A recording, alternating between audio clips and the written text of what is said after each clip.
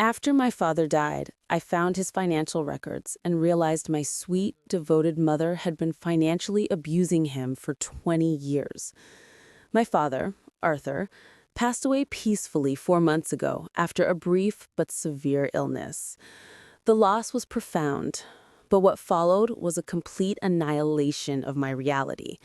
My mother, Helen, was the picture of a grieving widow, fragile, heartbroken, and completely dependent on my sister and me for support.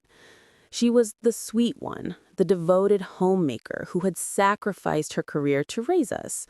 My father was the quiet, slightly passive provider, always working long hours, always deferring to my mother's wishes. Their marriage, viewed from the outside, was a beautiful, old-fashioned partnership where the strong, vocal woman led and the patient, hardworking man followed. That perception, I now realize, was the greatest shield for a deep, cold cruelty I never saw coming. The financial mess was my first signal that something was profoundly wrong. My father, the dutiful engineer, had always handled the money. When I began sorting through his affairs, a task my mother claimed was too stressful for her, I expected to find clear accounts, a simple will, and the comfortable retirement nest egg they had worked for. Instead, I found chaos. The accounts were nearly empty. The small life insurance policy had been drastically reduced 3 years ago, and there was no will protecting their assets. The modest investment portfolio was liquidated entirely, not in the last months for medical care, but over a period of many years. The true devastation was hidden in a simple ledger book, tucked inside an old lockbox labeled Old Passports. It wasn't the numbers that initially shocked me. It was the meticulous documentation. This was my father's quiet record of their joint spending, dating back 20 years. Next to the regular bills, he had tracked every dime of his personal, discretionary spending, and then next to that, her spending. The pattern was immediately, chillingly clear. For 20 years, my father's personal spending, his hobbies, his clothing, his dental work, was kept at an absolute minimum. He allowed himself one affordable new pair of work shoes a year and zero travel. My mother's ledger, however, showed a relentless escalating pattern of frivolous luxury, high-end department store bills, weekly salon appointments, constant expensive updates to her wardrobe, and annual non-negotiable luxury trips she took with her sister, trips my father never attended, claiming he was too busy at work. More disturbingly, every time my father received a significant financial bonus or a payout, money he intended for house repairs or investments, the entire amount was almost immediately transferred to an account under my mother's name alone. He had funded her entire lifestyle while systematically draining his own financial future, and ours. His final devastating entry, dated just 1 month before he fell ill, read, "Sold the last of the IBM shares. Told Helen it was a bad market. Told myself it was finally over. Now nothing is left." The puzzle pieces clicked into a terrifying picture. I remember countless family conversations where my mother would subtly mock my father's outdated clothes or critique his hobbies as a waste of money.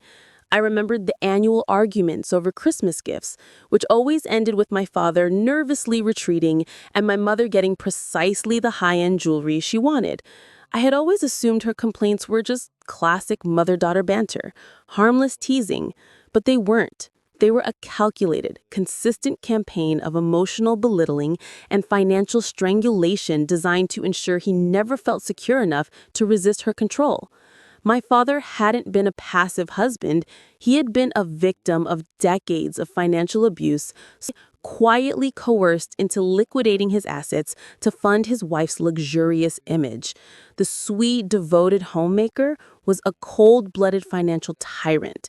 The money he had earned for their joint retirement, the money that should have protected my sister and I from medical bills or student loan debt, was gone, spent on designer clothes and Caribbean cruises. I confronted my sister Laura immediately. She was initially defensive of our mother, arguing, "Mom was always the frugal one. Dad must have been irresponsible." But as I showed her the 2 columns in the ledger, Arthur's $50 annual allowance for personal spending versus Helen's $15,000 annual wardrobe budget, the truth hit her with the same shocking force. She remembered Mom always having the newest car, bought with Dad's investment money, while Dad drove the decade-old beater. We realized our entire childhood had been lived under a beautifully manicured lie, with our father silently paying the astronomical price. The final insult came when I found a signed letter from 3 years ago instructing his attorney to remove my sister and I from his small life insurance policy, leaving my mother as the sole recipient. He had been planning to die financially ruined, leaving his entire estate, meager as it was, to the woman who had spent 20 years stealing his peace. He didn't do it out of love, he did it out of fear, a final, despairing act of deference to his abuser.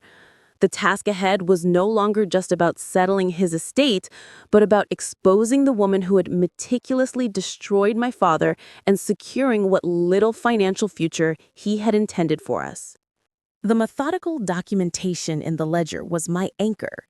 Without it, I would have dismissed the whole realization as grief-induced paranoia. My sister, Laura, and I spent an entire day cross-referencing Arthur's ledger against the bank statements we managed to retrieve, confirming the pattern: massive, immediate transfers into Helen's private account following every one of Dad's professional windfalls. The sweet, devoted mother was a financial predator, and her 20-year performance was flawless.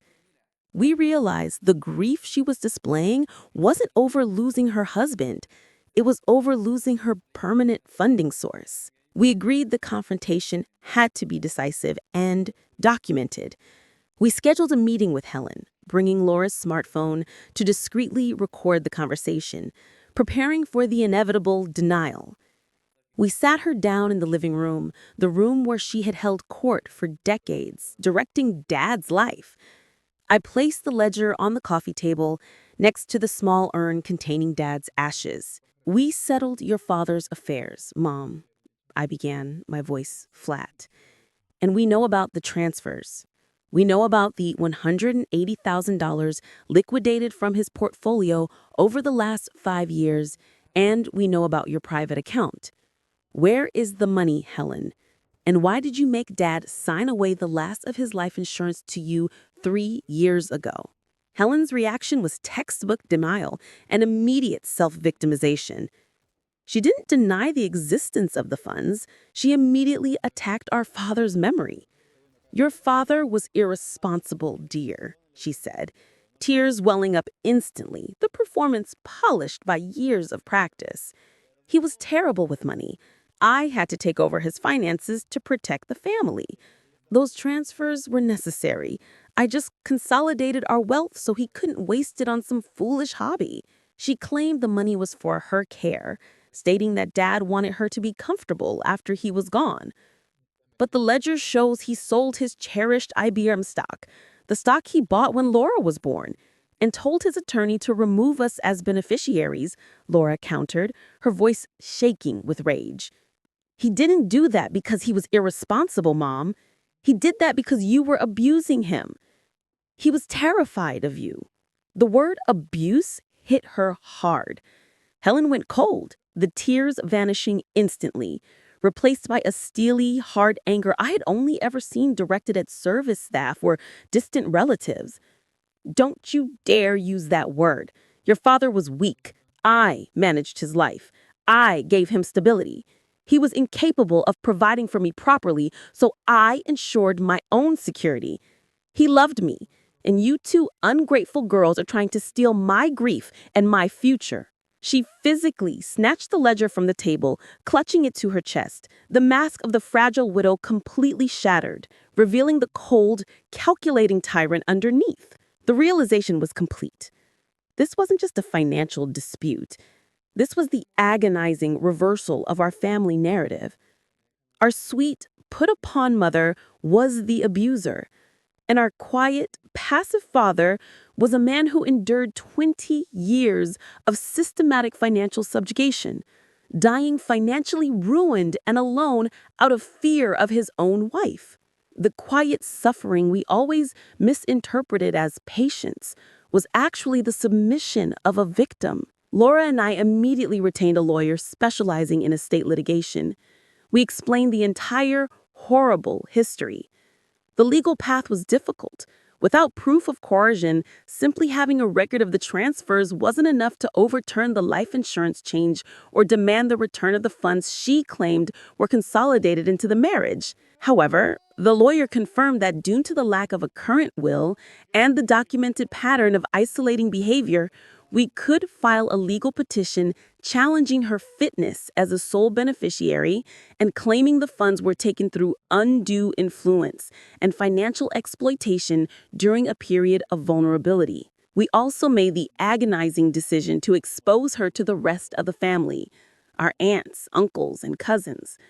We presented the ledger and the banking records not as an act of revenge, but as a defense against her certain attempt to play the victim and cut us off socially. The social fallout was brutal. The family split. Some believed the fragile Helen, dismissing us as grasping daughters trying to steal from a grieving mother. Others recalling Dad's quiet anxieties and Mom's constant demands were appalled by the evidence. We lost some family members, but we gained clarity. The moral weight of the inheritance was irrelevant.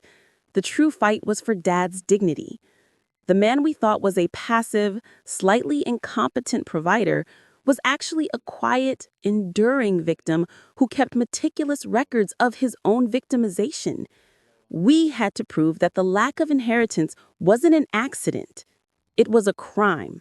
Filing the lawsuit against my mother, challenging her sole beneficiary status based on financial exploitation and undue influence, was the most difficult thing Laura and I have ever done. We were essentially suing the last living parent we had, forcing us to admit publicly that the perfect structure of our childhood was a sham. The emotional toll was immense, but we knew we were fighting, not for money, but for our father's dignity and the truth of his suffering. The court battle was a sterile nightmare. Helen hired an aggressive defense attorney who portrayed her as the dutiful wife who merely managed the funds of an overly passive husband, painting us as greedy daughters trying to capitalize on our father's death. Our lawyer, however, had the unassailable evidence of the ledger. During cross-examination, the true picture of Helen's 20-year financial tyranny was brutally laid bare. Our lawyer juxtaposed the receipts for Helen's annual $15,000 wardrobe updates against the entries in Arthur's column for his solitary yearly purchase of work boots. He showed the court the pattern of financial isolation, how every major bonus Dad earned was immediately transferred, ensuring he had no independent access to capital. He read the final despairing entry in Dad's shaky handwriting about the sold stock, proving he died believing he was financially irresponsible, even though his earnings had been significant. When confronted with the raw numbers, Helen's carefully constructed composure finally collapsed. She stopped defending the transfers as management and reverted to her true persona, lashing out with bitter entitlement. He didn't need the money. I needed the money. He was going to waste it. I deserved to live well after sacrificing my life for him. Her collapse on the stand, her honest, cruel articulation of her belief that her husband's income was solely for her gratification, was the final, devastating piece of evidence. The judge, seeing the clear pattern of manipulation and exploitation, recognized the profound emotional coercion.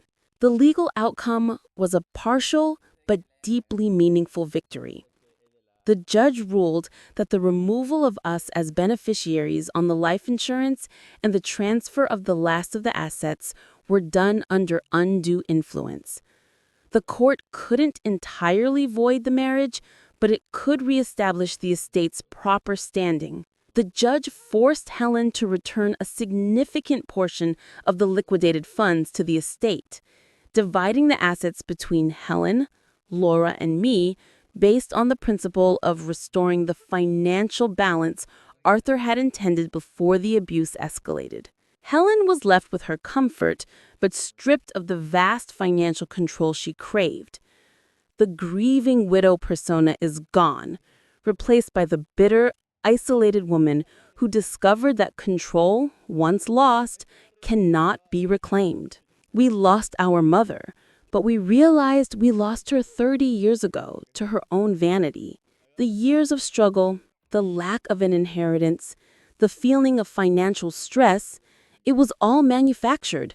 A crisis. The most difficult task we faced was grieving the man our father truly was. Not the passive husband, but the long-suffering victim. We honor him now by finally giving him his dignity.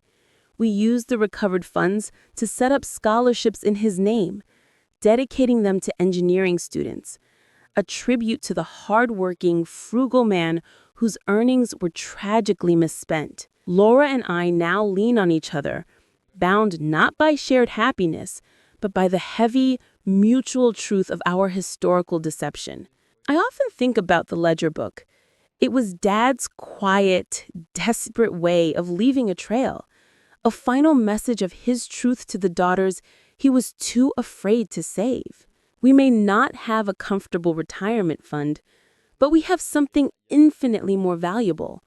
The stark, painful knowledge that the most dangerous lies in life are often the ones wrapped up in the loving, familiar packaging of family. We found justice for Arthur, and in doing so, we finally found our own freedom from the tyranny of appearance. The life our father lived was a tragedy, but the truth he left behind was a gift that finally gave us peace.